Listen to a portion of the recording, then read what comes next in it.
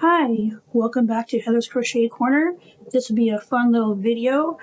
Today we're going to showcase the Lion brand Sesame Street One Hat Wonder.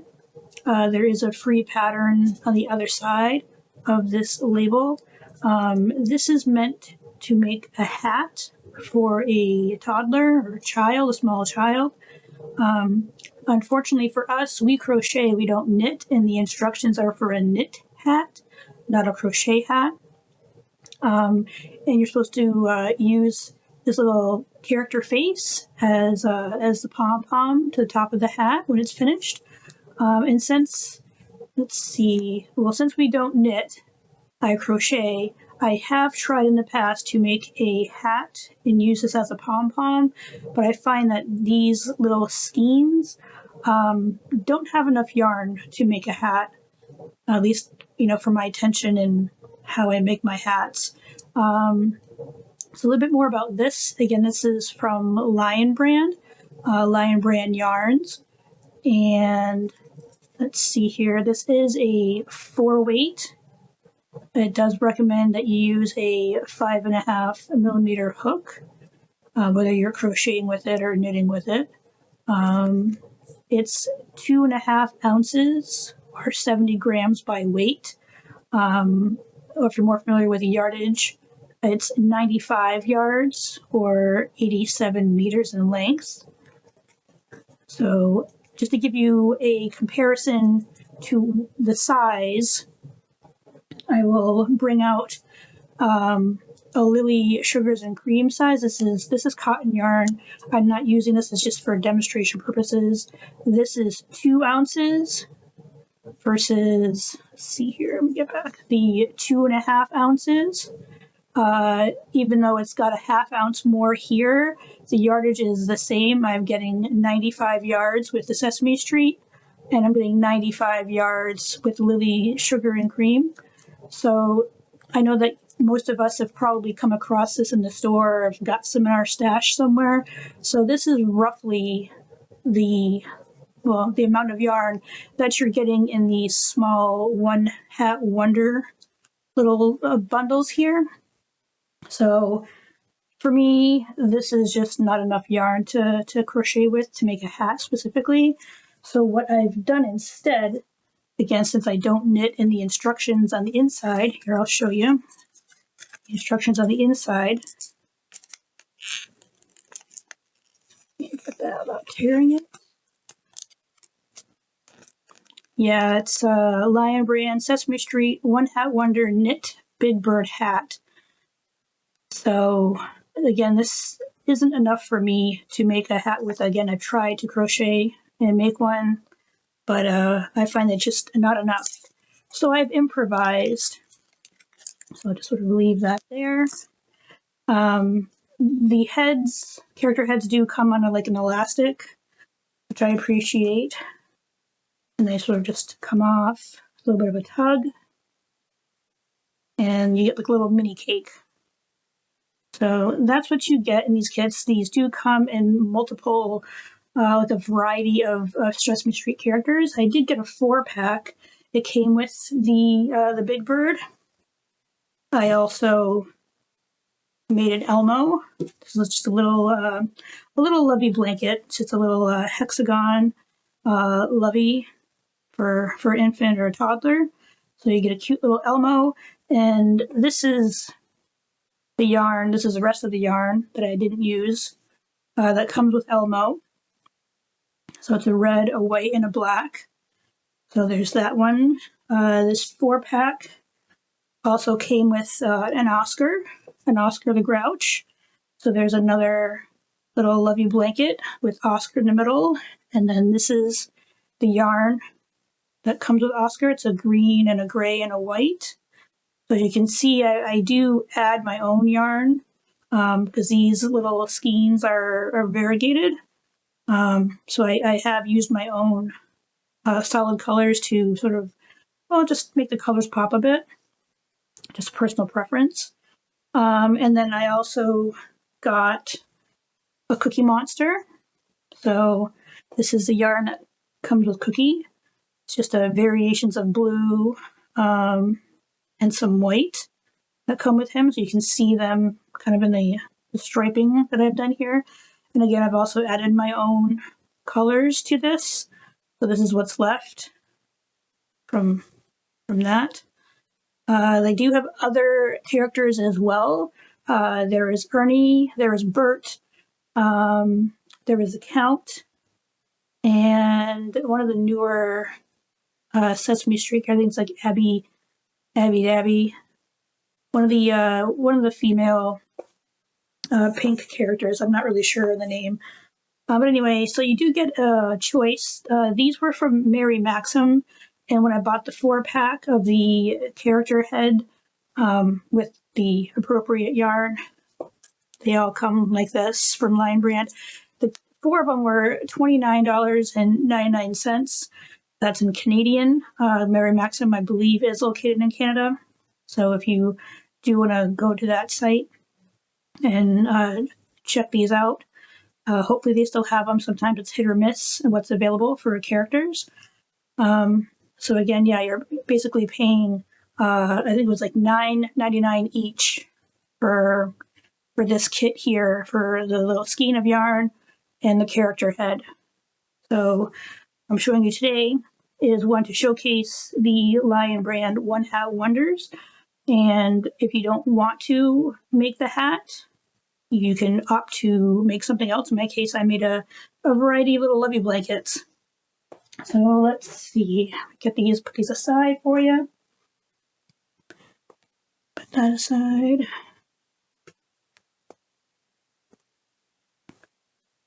So this will be like a kind of like a 2-for-1 video. You get to see what may be a new product for you. Maybe you haven't seen these before. And also it's to show you how to make a lovey blanket in a hexagon style. And if some of you are more experienced, you may have seen the hexacardi sweaters or hexacardigan sweaters. Either way, you'll see it both ways. Basically, you're just using the granny stitch, but rather than making a granny square with 4 sides, you're making a hexagon with 6. And when you fold it a certain way, you get 1/2 of a sweater. You'd have to make 2 halves. But anyway, that'll be another video for the time. So for now, we can get started with this.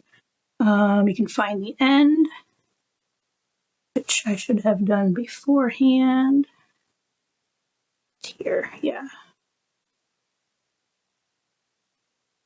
So to make hexagon, going from 4 sides to 6, I'll be using double crochet for the most part. So I know I have a tutorial already done for the granny square. So if you want to go through that again to kind of freshen up, I'm not going to slow it down for this video. I'm going to kind of go pretty quick, but I will do another one for a sweater in the future, which I will slow down and show you kind of step by step how to do that. So I'm just going to make my slip knot in the way that I make it, because that's just how I roll. And we're going to chain 4. 1, 2, 3, 4. And I'm going to go to the very first bump here where we started and sort of slip stitch that to make a circle. So if you have a hard time making a magic circle or a magic ring, this is like the cheat way to do it. It works perfectly fine. No one's going to know. So to make a double crochet, we're going to do 3 chains. 1, 2, 3.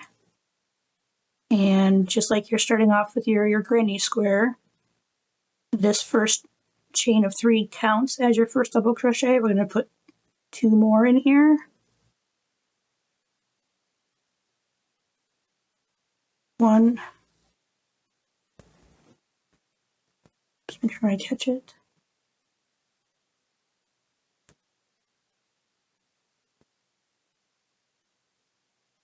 2. So that's my first cluster, my first granny stitch cluster of 3 double crochets, which is technically the 3 chains I started with plus 2 double crochets. And because this is your first round in like what would be a granny square, which we're actually going to do a hexa cardigan, or a hexa granny, I guess it is. You're going to do 2 chains because you're technically working in a corner. And then you're going to do another granny cluster. Make sure you keep that center right here. I'll try to use this. Make sure you keep that center open. That's where you're working into. You're not working into the stitch. You're working into this center space here for your first round.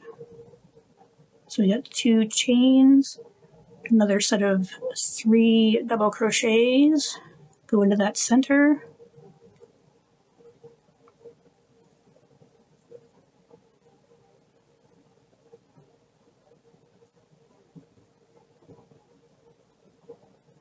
Okay, that's the second one. Again, because you're technically working in a corner, it gets 2 chains. And I'm sort of just also holding the tail, and I'm holding it as I go around to kind of weave it in. So that's an option that you can do. So putting another cluster of 3 double crochets in through that center space.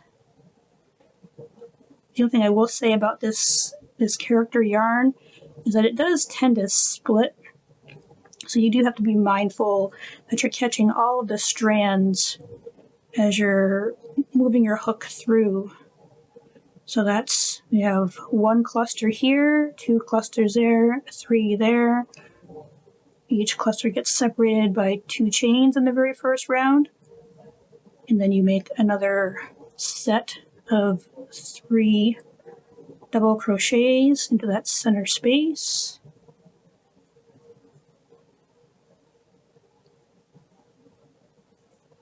And if you were making a granny square, hence the square shape, you would just make your 2 more chains and you'd slip stitch into this area here to make a square.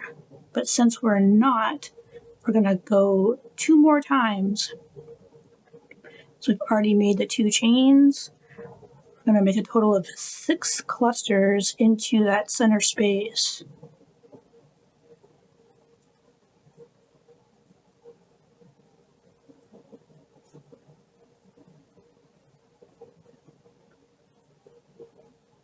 Okay, there's 5. You need 2 more chains. And feel free to kind of pull and tug at this, give yourself a little bit more room to get that last cluster of 3 double crochets into that space.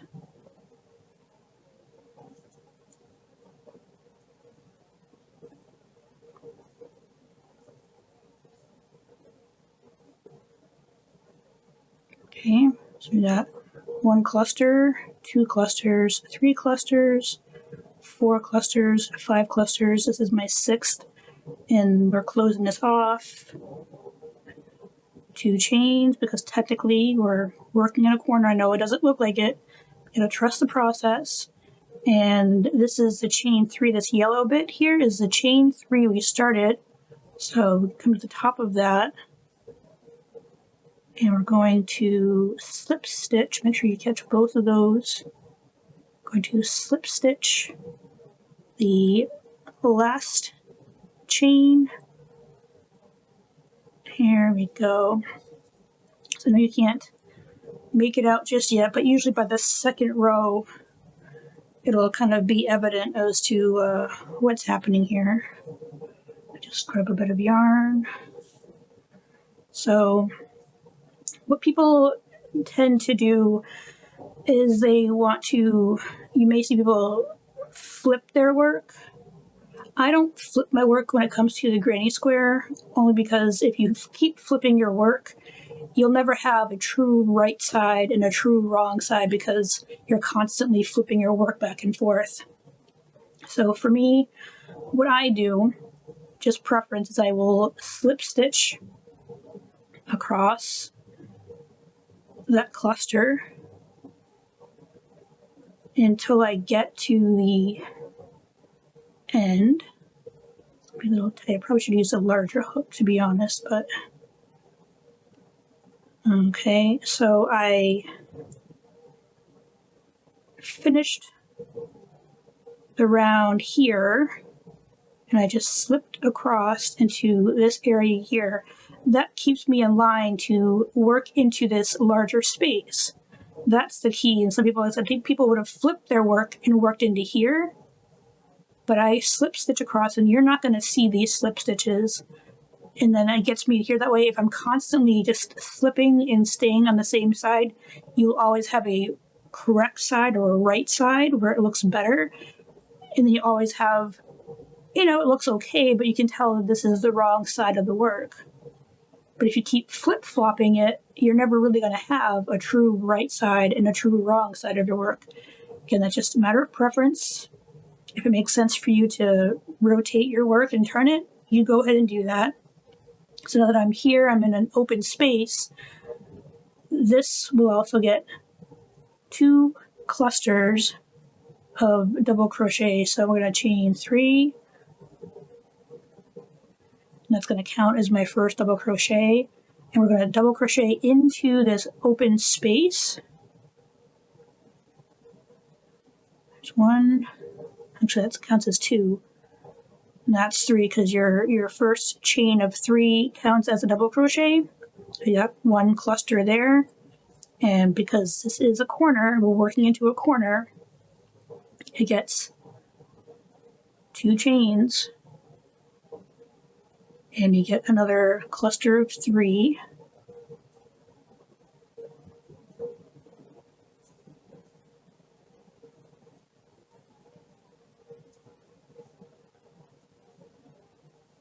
Okay. And because we're bridging the gap from this corner that we just worked to this corner, we just need 1 chain. We're going to work into this space here, so you get another 2 sets of 3 double crochets into that 1 space. Okay, so there's my 1 cluster. Because you're working in a corner, 2 chains, and we're putting another cluster of double crochets into that same space. And once you get, if you've already got the granny square patterns pretty much on autopilot, this will also be on autopilot too. This is one of those patterns that could be just mindless. So you could just keep growing and growing and growing. So I just added 1 chain because I'm, again, bridging the gap from this space to this space. We have to kind of give ourselves a little bit of room to get through past this cluster here. So again, I'm working into this space here, which is a corner. So again, it's going to get 2 sets of 3 double crochet clusters. And again, because we're working in a corner, it takes 2 chains, and then you're adding another cluster of double crochets into that same space.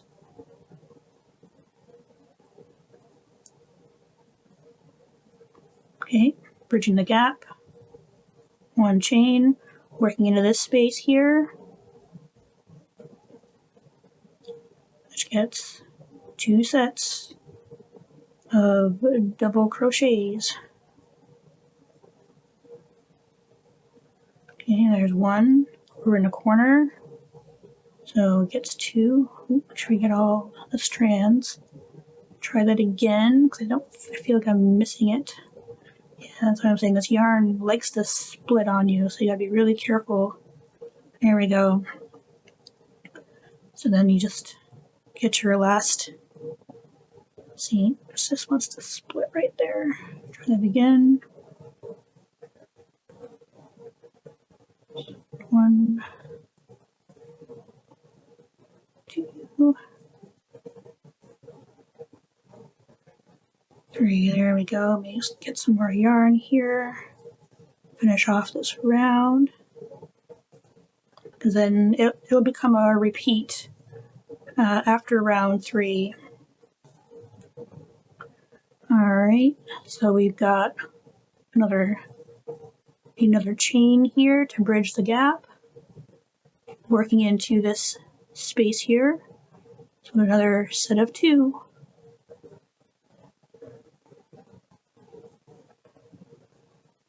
If I'm going too fast for you, by all means, pause it, rewind it, go back as far as you need to. It's pretty much going to be the same pattern. So again, we did 1 cluster. I just did 2 chains because they were technically in a corner. And we're going into the same open space here. So we're putting in another 3 double crochets to make up that granny cluster stitch here. Alright, we're coming into the last corner. We're bridging the gap, getting 1 chain, working into this space here. That'll be your last set of double crochet clusters.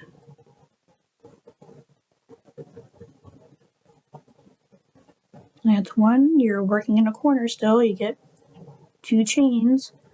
It's your last double crochet cluster in there. Whoopsie, almost missed that strand. There we go. 1, 2,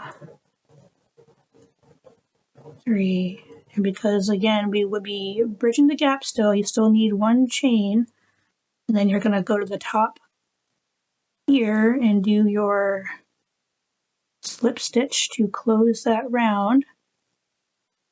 There you go. So you can see it starting to take shape. Just sort of get this out of there. Okay. So here's your corners here.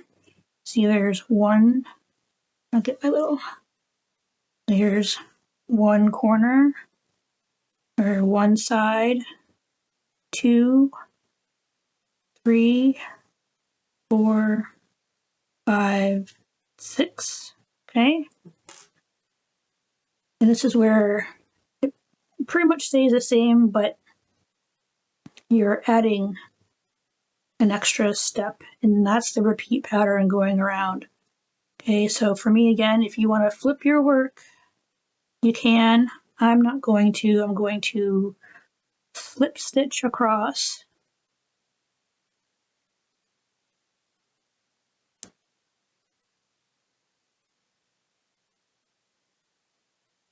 Okay, and 1 more.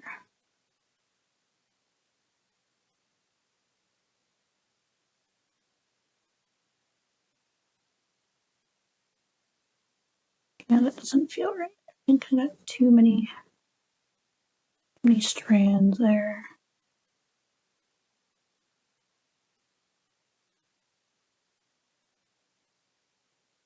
Alright, let me try that again. There we go. There's loop.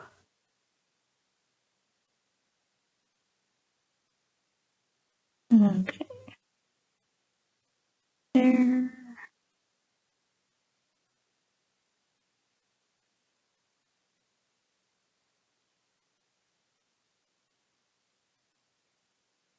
There we go. Alright, so now that we're in a space, we are in a corner.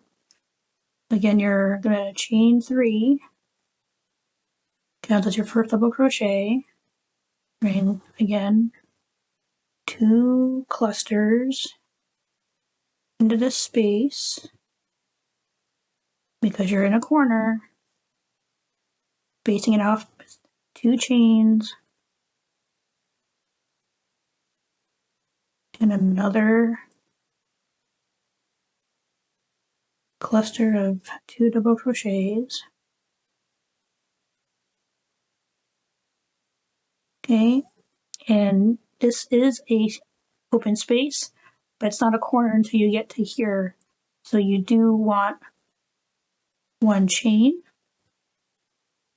work into this space. You're only putting 1 double crochet cluster, one granny stitch, whichever makes sense to you. I'm more apt to call it a cluster. Okay, and because you're, again, going from over here to over here, you just need one. The only time you use two chains is when you're actually in the corner. We're working into the corner. So this is going to get 2 sets of double crochets. Okay, so you're in the corner. Corners get 2 chains. We're adding the next cluster. More yarn here.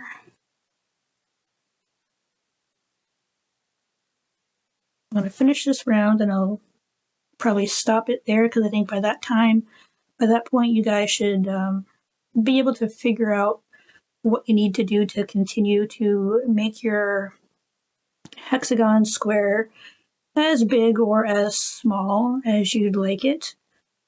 Typically, the Lovey blanket size is usually about 12 inches, 12 inches long by 12 inches wide. Whether you make it slightly smaller, slightly larger, again, there's no crochet police to tell you what's right or wrong. So just make it, as close to that, I guess, as you want. So there we go. Now we're back into another corner. So you get there, you chain 1.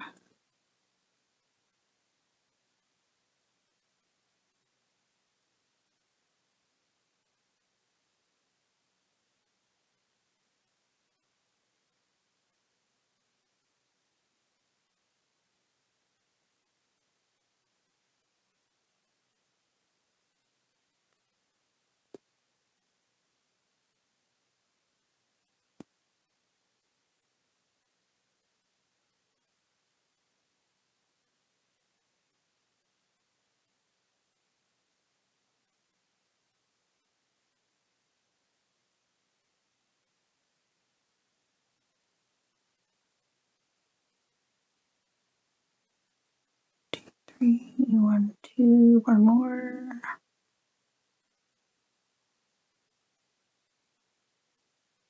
Again, you need 1 chain to get into that empty space there.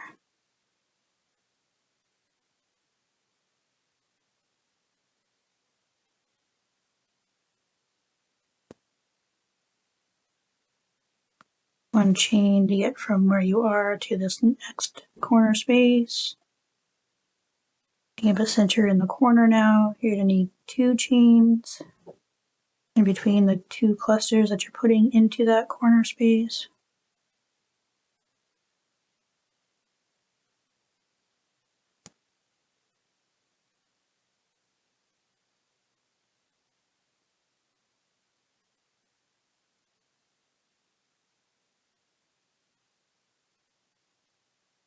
Okay, another chain to get from where you are to the next open space. And that's pretty much the pattern, folks. 1 chain for a non-corner space, 2 chains for corner spaces. You can remember that. This will be a breeze.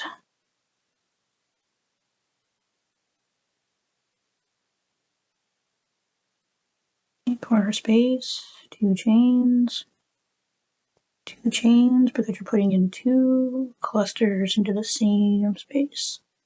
So no matter whatever way makes sense for you to remember it, going into a single space, single chain to get there,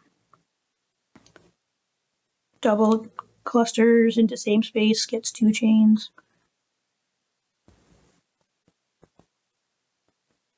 Okay, 1 chain, single space, single cluster.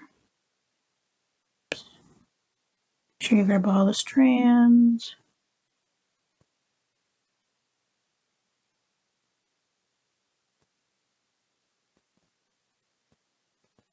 Okay, 1 chain to get to this space, put the corner, so you're putting in 2 double crochet clusters. And between those 2 clusters, you're putting 2 chains.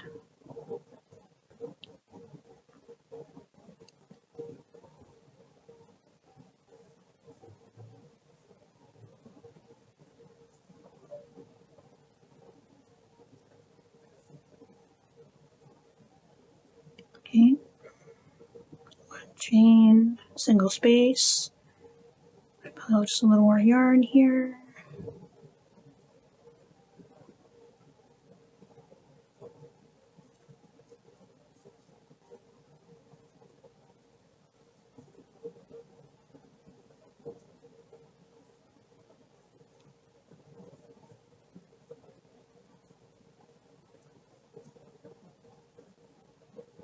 Okay, still need to get 1 chain, and we're going to just go to the top of this, slip stitch. Here we go.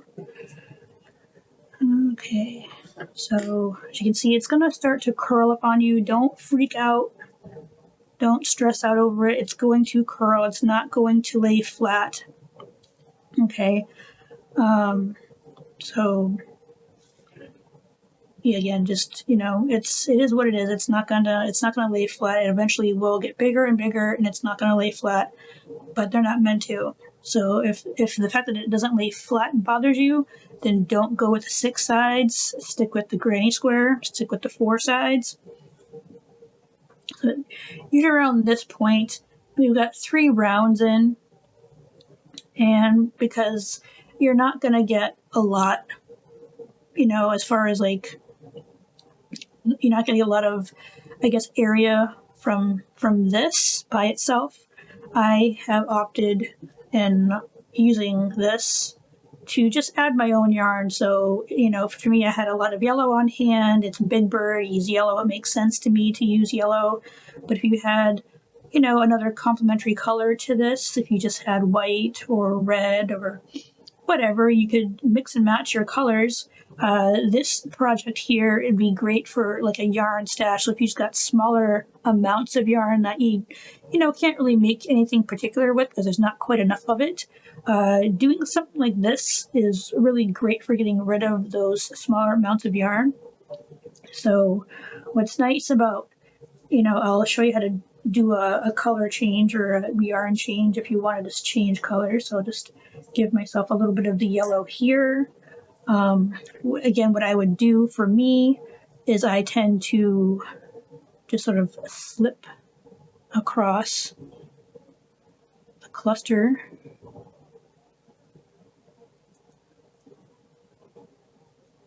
Okay. Oops, it's too much. So there's all of that. Slipping it between the white, getting that. Okay. Leave yourself a little bit of yarn to weave in.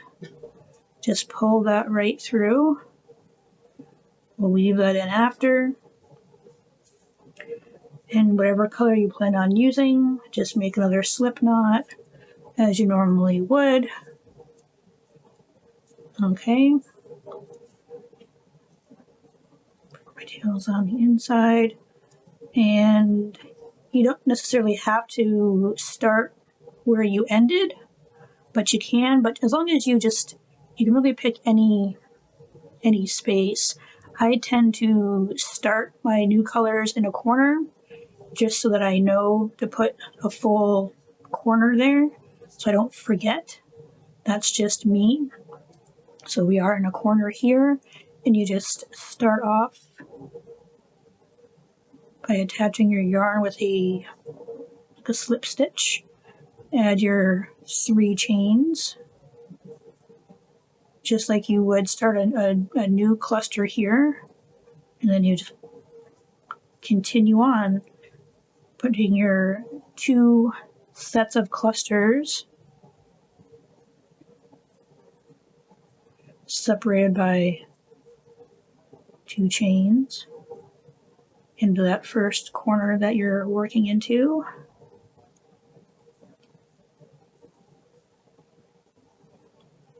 It's also important to note that when you're mixing yarn like this, this is not a Lions brand yarn. Actually, I think it's a Burnett, like one of those big Super Saver, really big skeins, because here's the other large rest of it here. So to make sure it's the same weight, like this claims to be a 4 weight, and honestly it feels slightly thin, like it could be almost like if there were half sizes in yarn, it would be like a 3.5, if I'm being honest. It's definitely not as thick. It's slightly thinner than this 4 weight here, but it's comparable.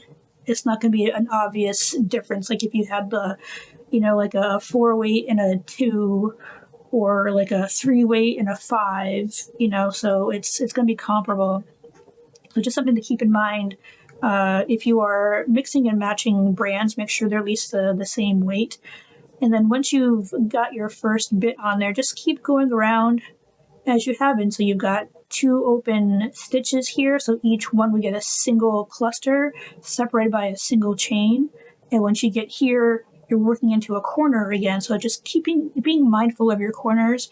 And if you have to use like a contrasting color yarn or stitch markers to mark off your corners to kind of let you know that you're coming into a corner, then do that.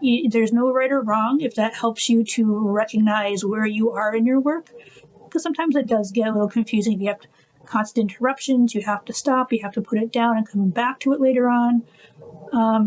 Do what works for you, man. Do what works for you. But just continue around. I'm going to set this off to the side here for now, because I think you're well on your way to finishing that. So I'll show you with the Elmo. This is what the hexagon will look like. Again, you can see it doesn't lay flat. I did a couple of rounds with the Elmo yarn that this came with. I added some orange, I added some red, and another 2 rounds of the Elmo yarn. And with his head, what I've done is I've sort of, I've fed it through the center. Basically, I fed this elasticy string through the center, and I've fastened it, and then I've just sort of cut off the excess that you can't see. But you can kind of see what I mean, though. So you've got a nice side. You can see everything look nice and clean and sharp. But when you flip it over, you can kind of see it's not, it doesn't look horrible, but you can see there's a bit of a difference between these stitches and those stitches. Subtle, but you can tell there's a difference. But if I kept flipping it back and forth, I wouldn't have a true wrong side and a true right side. So again, just to confirm that this is not going to lay flat, perfectly normal. Same thing with what I did for Oscar here. I had my own lighter green and darker green, and just sort of used a little bit of this coloring. Again, you can see the black stretchy elastic bit that I fed through and just sort of attached, so it shouldn't come undone. And then for Cookie Monster here, I opted to do still a double crochet stitch, but these are alternating front post, back post. This particular pattern is a yarn eater. So even though I still kind of have roughly the same amount of yarn left from all of them, it definitely is a yarn eater, but it's got some stretch, it's got some give. It'll lay flat for the most part, and again, I attach it the same way. So as you can see, that's my alternative to using the Lion brand, Sesame Street One Hat Wonder little yarn kits. Again, these come with a knit pattern to make a hat, but because we don't knit, we only crochet, I had to find an alternative to use it. And since I did try to crochet a hat with it, I found that the amount of yarn you're given just wasn't enough for what I wanted to do. I've had to add my own yarn in to I guess, compensate for that. So, but if you are a knitter, then yeah, again, these came from Mary Maxim in Canada. I will try to share a link for that if possible in the description below.